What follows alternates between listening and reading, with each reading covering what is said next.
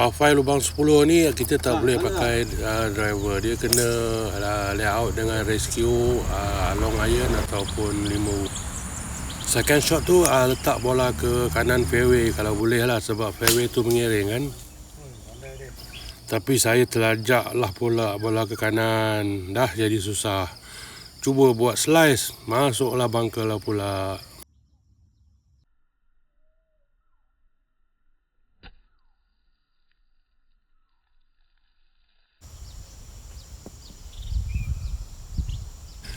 Muncullah bunker bagus, tapi 2 part pula.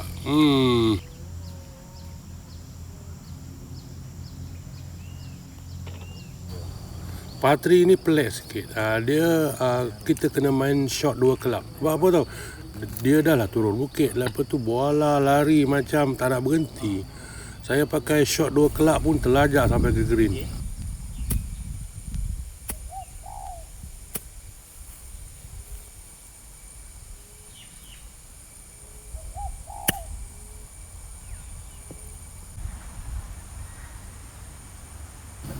Try chip lambung macam Phil Mickelson.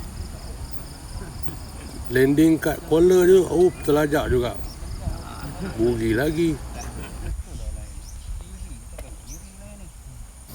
Lubang 12 ni kena target ke kiri fairway. Sebab apa? Sebab kalau ke kanan memang tak nampak green. Saya pula dah terslice. Cubalah buat cut, terlebih cut, masuk hazard. Dah hilang bola kat situ. Saya drop satu kat sini.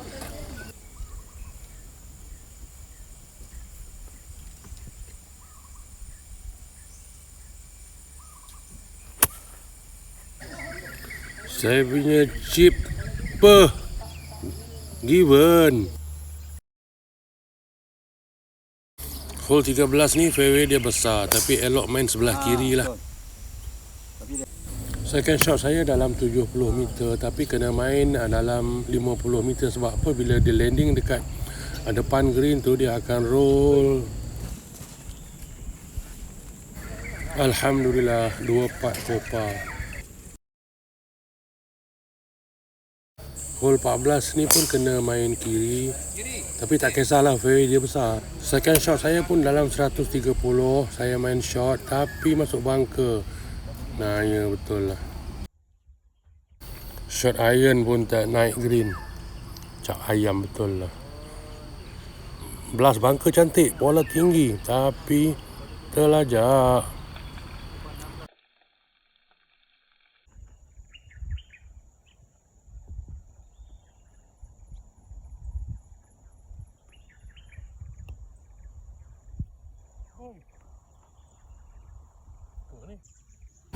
Green ni rasa macam laju sikit.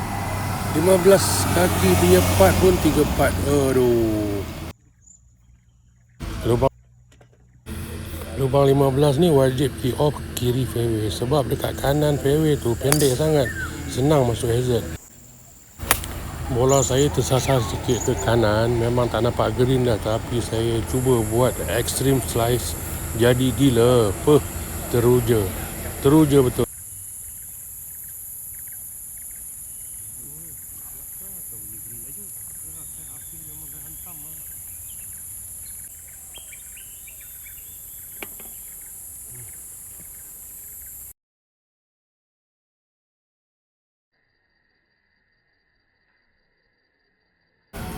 Patri ni kalau ikut distance Bushnell, saya teropong 130.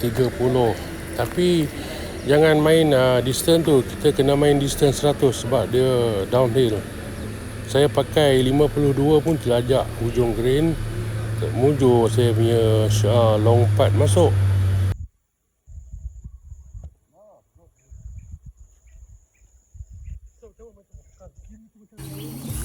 Hole 17 ni dia pendek. Kalau kita tee off pakai driver boleh one on, tapi bahaya sangat. Kiri OB, kanan hazard. Saya pilih tee off dengan 3 wood je. Second shot kena main kanan green. Sebab apa? Kalau kita miss green kiri, bola kita confirm OB.